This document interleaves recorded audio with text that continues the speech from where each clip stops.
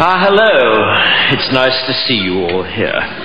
Now, as the more perceptive of you probably realized by now, this is hell. And I am the devil.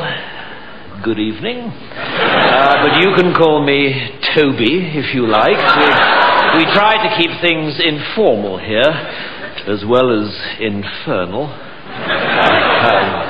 That's just a little joke of mine.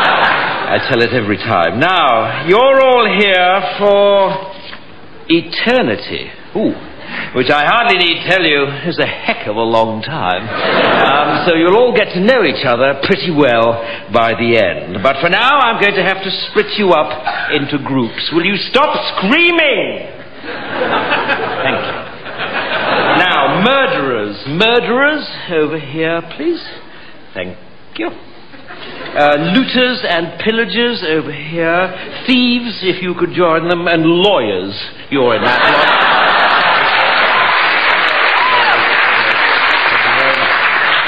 lot. Fornicators, if you could step forward. My God, there are a lot of you. Could I split you up into adulterers and the rest? Male adulterers, if you could just form a line in front of that small guillotine in the corner there.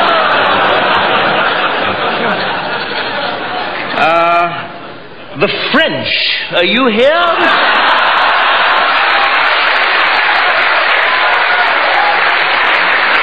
Okay. If you'd just like to come down here with the Germans, that'd be good. I'm sure you'll have plenty to talk about.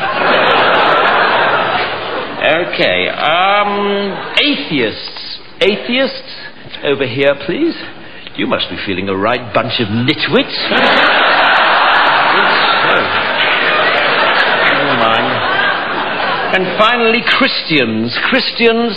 Ah, yes, I'm sorry. I'm afraid the Jews were right. That'd be really kind. Thank you. Okay. Right. Well, are there any questions? Yes. No, I'm afraid we don't have any toilets. If you'd read your Bible, you might have seen that it was damnation without relief. So if you didn't go before you came, then I'm afraid you're not going to enjoy yourself very much. But then I believe that's the idea. Okay, well, it's over to you, Adolf. And I'll catch you all later at the barbecue. Bye.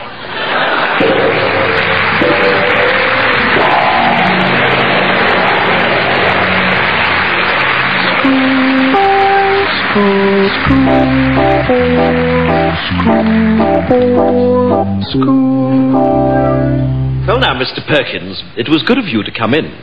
I realize that you're a busy man, but I didn't think this matter could be discussed over the electric telephone.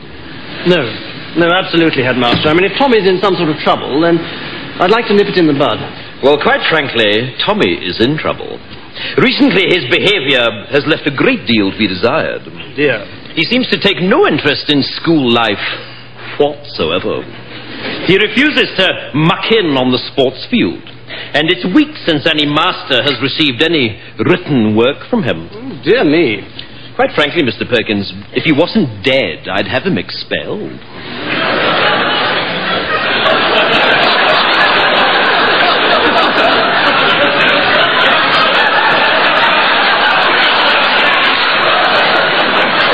Beg your pardon? Yes, expelled.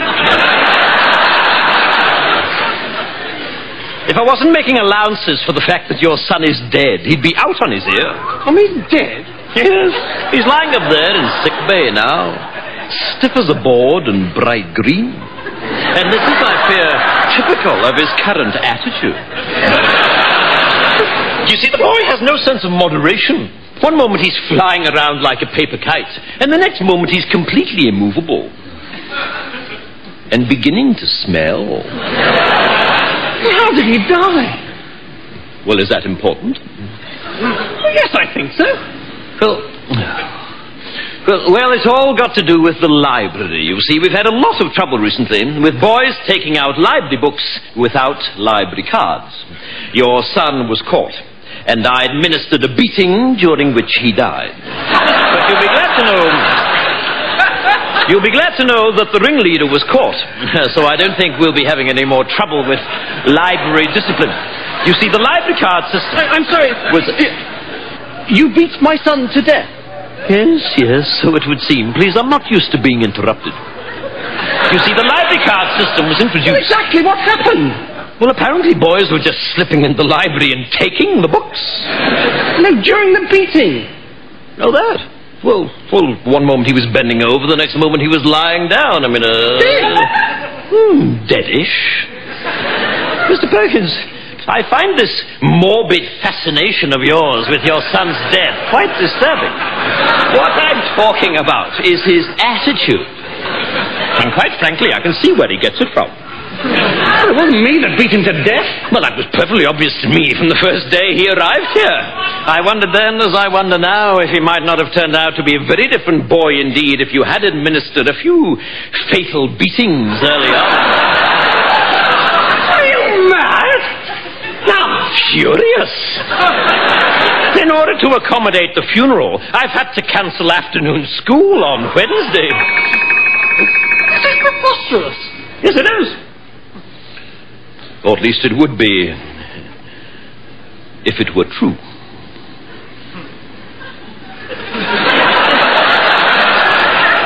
What? I've been joking, Mr. Perkins. Pardon me, it's my strange academic sense of humor. I've been pulling your leg. Thank God. I wouldn't cancel afternoon school to bury that little shit.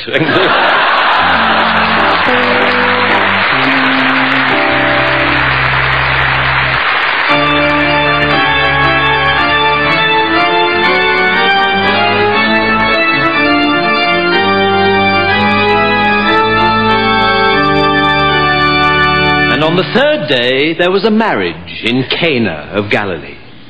And it came to pass that all the wine was drunk. And the mother of Jesus said unto the Lord, They have no more wine. And Jesus said unto the servants, Fill 6 water pots with water. And they did so. And when the steward of the feast did taste of the water from the pots, it had become wine. And they knew not whence it had come. But the servants did know, and they applauded loudly in the kitchen.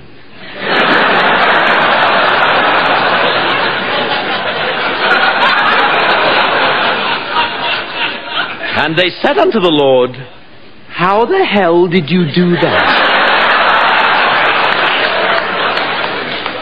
And inquired of him, Do you do children's parties? And the Lord said, No. But the servants did press him, saying, Go on, give us another one. And so he brought forth a carrot, and said, Behold this, for it is a carrot. And all about him knew that it was so, for it was orange.